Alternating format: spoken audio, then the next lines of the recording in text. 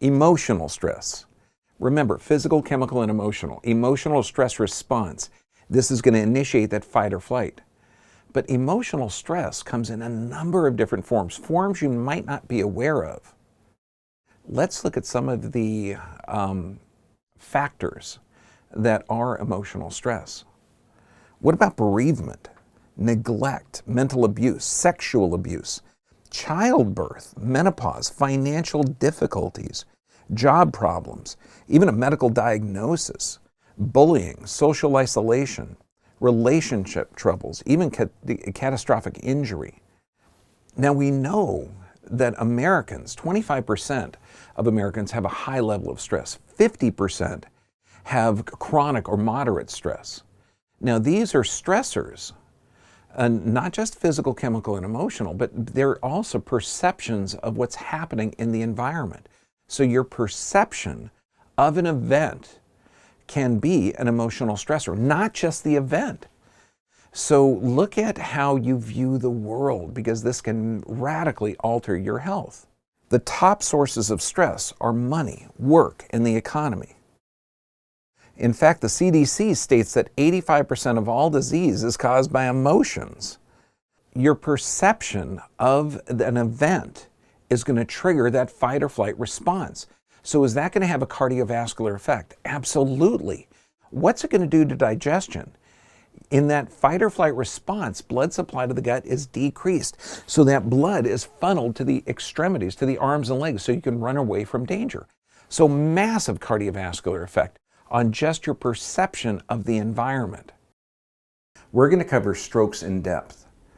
First, how common are strokes? Let's look at some statistics. Worldwide, the prevalence of stroke, 33 million strokes happen every year. In fact, 16.9 million have the first stroke. It is the second leading cause of global death. We're talking over 11% of total deaths worldwide. It's also the number 4 cause of death in the United States. It kills over 129,000 people every year. And in fact, nearly 800,000 people have a stroke every year in the United States. In the US, a person has a stroke about every 40 seconds. And 1 out of every 20 deaths in the United States is stroke related. Stroke is the leading cause of death and disability in America. Now there's 2 types of stroke, hemorrhagic and thrombotic. Hemorrhagic is actually where a blood vessel inside of the brain is going to burst. So that's weakened blood vessels or weakened tissue.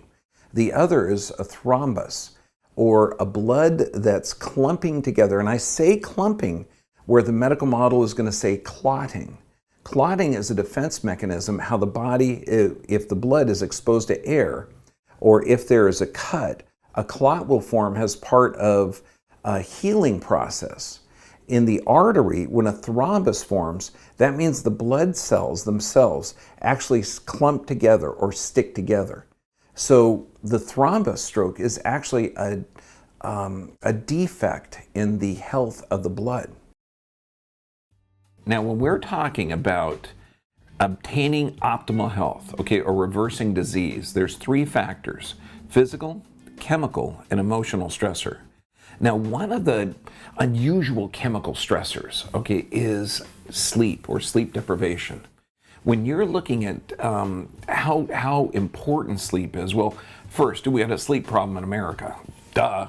There's a Starbucks or Coffee Bean and Tea Leaf on every corner.